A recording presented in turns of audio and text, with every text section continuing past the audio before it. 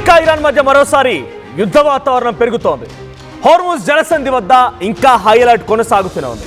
వివిధ దేశాల నౌకల దిగ్బంధం చేశారు ఇరాన్. సుమారుగా 3000కు పైగా నౌకలు ఎక్కడికక్కడ నిలిచిపోయాయి. మీకు డైరెక్ట్గా మ్యాప్ చూపిస్తాను, పీసీఆర్ విజువల్ ప్లే చేయండి. 3000 నౌకలు, ఒకటి కాదు రెండు కాదు, ఎక్కడికక్కడ నిలిచిపోయాయి.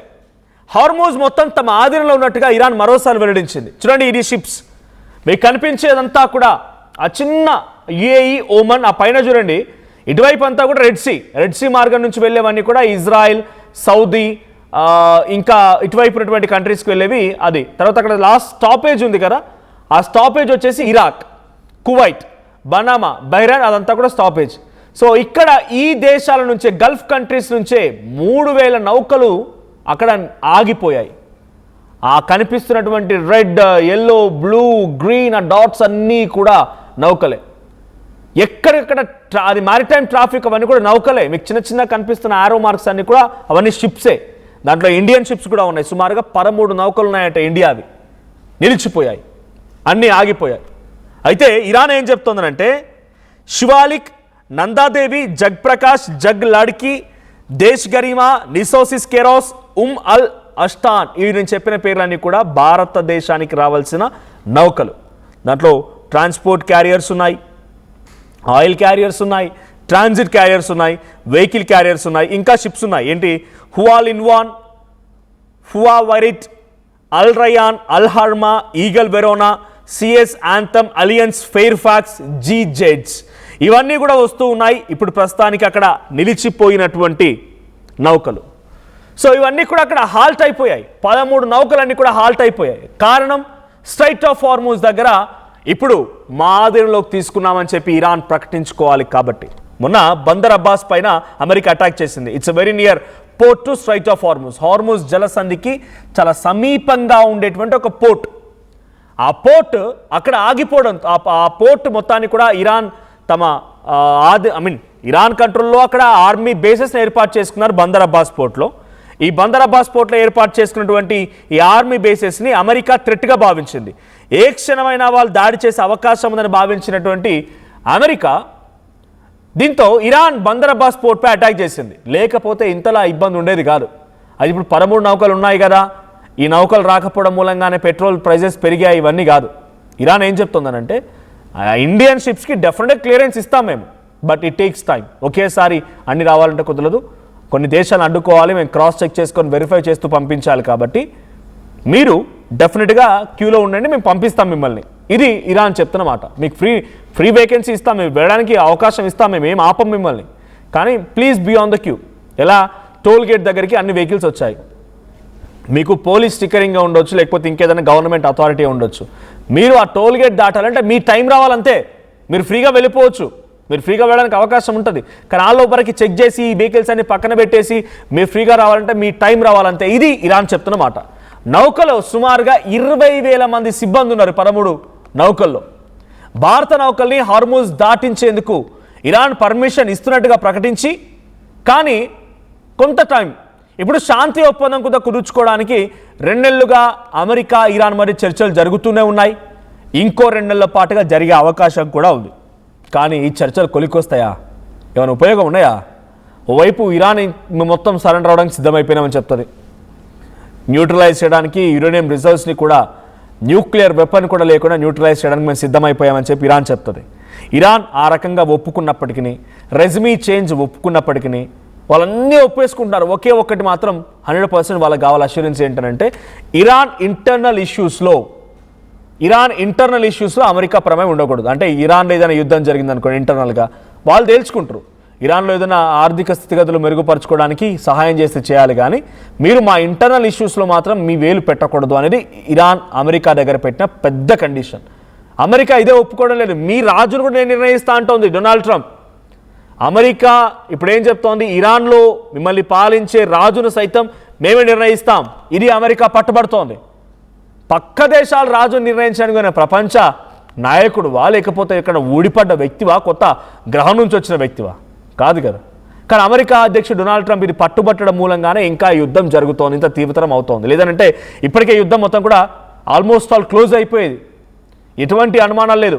అమెరికా అధ్యక్షుడు డొనాల్డ్ ట్రంప్ అహంకారమే యుద్ధాన్ని ఇంకా కొనసాగిస్తోంది. ఇరాన్ అన్ని కండిషన్స్కి యాక్సెప్ట్ చేసింది. యురేనియం రిజర్వ్స్ ఉంటే న్యూట్రలైజ్ చేస్తామని చెప్పింది. ఇస్ఫహాన్, నతన్జా, ఫార్దో ఈ 3 ప్రాంతాల్లో న్యూక్లియర్ రిజర్వ్స్ ఉన్నాయి. కొన్ని క్వింటాల్ల కొద్ది, కొన్ని టన్నుల కొద్ది రిజర్వ్స్ ఉన్నాయి. వాటన్నిటిని మేము న్యూట్రలైజ్ చేస్తాం, కానీ మాకు ఇదొక్క కండిషన్ మాత్రం ఇంప్లిమెంట్ చేయాలనేది డొనాల్డ్ ట్రంప్ పైన వాళ్ళు పెట్టిన కండిషన్. దీంతో పాటు స్ట్రైట్ ఆఫ్ హార్ముజ్ 20 లక్షల కోట్లండి. ఇరాన్ నష్టపోయిన నష్టం 20 లక్షల కోట్లు. 20 లక్షల కోట్ల నష్టాన్ని మనం తిరిగి ఎప్పుడు సాధించగలుగుతాం? ఆ ఇన్ఫ్రాస్ట్రక్చర్ ఎప్పుడు డెవలప్ అవుతుంది? బిల్డింగ్స్ ఎప్పుడు కట్టుకుంటాం? హాస్పిటల్స్ ఎప్పుడు కట్టుకుంటాం? స్కూల్స్ ఎప్పుడు కట్టుకుంటాం? ఇబ్బందే కదా. కాబట్టి ఈ ఇబ్బంది నుంచి మేము మళ్ళీ బయటికి పడాలంటే ఈ హార్ముజ్ జలసంధి నుంచి వెళ్ళేటువంటి నౌకల దగ్గర నుంచి మేము కొంత టోల్ ఫీజు వసూలు చేస్తాం. మాకు ఖతార్, ఒమన్, సౌదీ, బనామా, కువైట్, బహ్రెయిన్, ఇరాక్ ఈ దేశాల నుంచి కూడా ఆర్థిక సహాయం ఇప్పించాలి. మీరు సైతం మాకు ఆర్థిక సహాయం చేయాలని ఇరాన్ పెట్టిన కండిషన్. ఎందుకంటే మనకు కొలాప్స్ అయింది కదా. మ్యూచువల్ డిస్ట్రక్షన్ కాదని, వన్ సైడ్ అటాక్ మాత్రమే. మ్యూచువల్ డిస్ట్రక్షన్ అంటే ఏంటి? ఇరాన్ మిసైల్స్ కనుక వెళ్ళి ఇజ్రాయెల్ నష్టాన్ని చేకూర్చిన, ఇరాన్ మిసైల్స్ కనుక వెళ్ళి అమెరికాలో ఉన్నటువంటి కొన్ని బిల్డింగ్స్ని, ఇన్ఫ్రాస్ట్రక్చర్ని కుప్పగొల్చిన మ్యూచువల్ డిస్ట్రక్షన్ లేదు. వన్ సైడ్ డిస్ట్రక్షన్ మాత్రం జరిగింది. కాబట్టి నాకు దాని నుంచి రిట్రైవ్ అవ్వడానికి టైం కావాలి, నాకు రిట్రైవ్ అవ్వడానికి నాకు ఫైనాన్షియల్ ఆస్పెక్ట్స్ కావాలనేది ఇరాన్ పెడుతున్న కండిషన్. దీనికి మా డొనాల్డ్ ట్రంప్ ఒప్పుకోవడం లేదు. నీ చావు నువ్వు జాబు, నేను చెప్పినట్టుగా మాట విను, నువ్వు ఎట్లా చేస్తావో నాకు తెలియదు అన్నట్టుగా డొనాల్డ్ ట్రంప్ వ్యవహరిస్తున్నాడు. ఖతార్ వేదికగా జరుగుతున్నాయి చర్చలు. ఏం చర్చలు జరుగుతున్నాయి? అన్ని రకాల యాక్సెప్టెన్స్ ఉన్నా కూడా మళ్ళీ అటాక్ చేయడం పైన ఎందుకు అటాక్ చేస్తున్నామని చర్చలు జరుగుతున్నాయి. ఇరాన్ ఏమాత్రం ఊరుకోవడం లేదు. ఇరాన్ కూడా 100 డ్రోన్లని, 100 మిసైల్స్ని పంపిస్తోంది. ఎక్కడికి? అమెరికా ఉన్నటువంటి వార్షిప్స్ పైకి, అమెరికా స్థావరాలైనటువంటి గల్ఫ్ కంట్రీస్లో ఉన్న అమెరికా ఎయిర్ బేసెస్ పైకి, అమెరికా స్థావరాల పైకి. అమెరికా కూడా తీవ్రంగా నష్టపోతుంది. ఫైనాన్షియల్గా అమెరికా కూడా ఇబ్బందులు పడుతోంది. కానీ ఈ యుద్ధంలో అమెరికాకు ప్రమేయం ఏంటి? ఈ యుద్ధంలో అమెరికాకు అవసరం ఏముంది?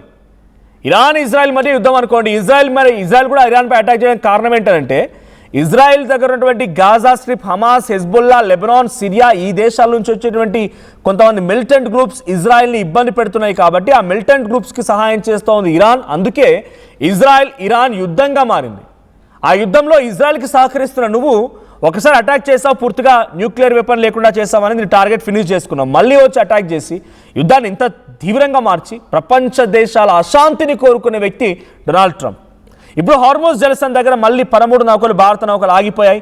మనకు క్లియరెన్స్ ఉంది. ఇరాన్ వైపు నుంచి పూర్తి సంకేతం, పూర్తి హామీ ఉంది, మీ నౌకల్ని ఆపం, మీ నౌకల్ని పంపిస్తామనేది. But it takes time. అది కొంత సమయం పట్టొచ్చు. సుమారుగా 3000 నౌకలు ఆగిపోయాయంట.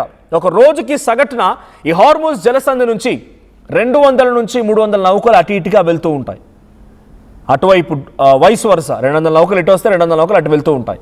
ఇదే క్రమంలో బిఫోర్ వార్, ప్రీ వార్, కొంత వార్ స్టార్ట్ అయిన తర్వాత కొన్ని రోజుల పాటుగా ఈ చర్చలు జరుగుతున్న తరుణంలో కూడా ఆల్మోస్ట్ ఆల్ 120 to 150 ఈ మధ్యలో నౌకలు అటు ట్రాన్సిట్ అయ్యాయి. కానీ ఇప్పుడు మళ్ళీ ఎప్పుడైతే బందర్ అబ్బాస్ పోర్ట్ పైన అమెరికా అటాక్ చేసిందో ఈ 2-3 రోజులుగా మళ్ళీ కేవలం 3-4 ఈ రకంగా మాత్రం నౌకలు దాటుతున్నాయి. అవి కూడా Pakistan, India, Malaysia, Russia and చైనాకు సంబంధించిన నౌకలు మాత్రమే. ఈ నౌకలు మాత్రమే ఈ హార్ముజ్ జలసంధిని దాటుతూ ఉన్నాయి. స్ట్రైట్ ఆఫ్ హార్ముజ్ని దాటి ఇరాన్ వాటిని బయటకు రాణిస్తోంది. మిగిలిన నౌకలు ఏవి కూడా బయటకు రావడం లేదు. అవన్నీ కూడా అక్కడిక్కడ స్ట్రక్ అయిపోయాయి. గల్ఫ్ కంట్రీస్ నుంచి వచ్చేటువంటి ఒక్క నౌకని కూడా బయటకు రానివ్వకుండా హార్ముజ్ జలసంధిలో సీ మైన్స్తో అడ్డుకుంటోంది స్ట్రైట్ ఆఫ్ హార్ముజ్లో ఇరాన్. సో ఇంకా ఈ చర్చలు ఒకవైపు, ఇంకోవైపు దారుణమైనటువంటి పరిస్థితి. ఓవైపు చర్చలు జరుగుతున్నాయంటూనే ఇంకోవైపు దాడులు. ఈ పరిస్థితి రోజు రోజుకి శృతిమిచ్చుతోంది. ఇది ఇంకా తీవ్రతరమయ్యే అవకాశం కూడా ఉంది. మరి ఏ క్షణమైనా మరోసారి అతి భయంకరమైనటువంటి యుద్ధం కూడా జరగవచ్చు. చూద్దాం మరి ఏం జరిగిద్దో. సో ఈ యుద్ధంలో ఇంతటి పరిస్థితి, విపత్తు రావడానికి కారణం ఎవరు? ఇరానా, అమెరికానా? మీరేమనుకుంటున్నారో కామెంట్ చేయండి.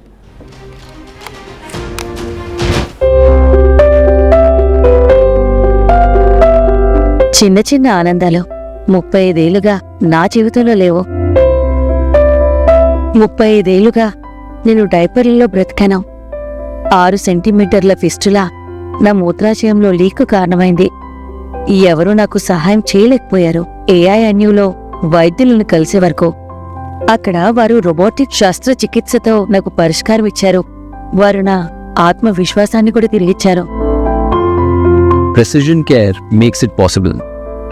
The Center for Robotic Surgery at AINU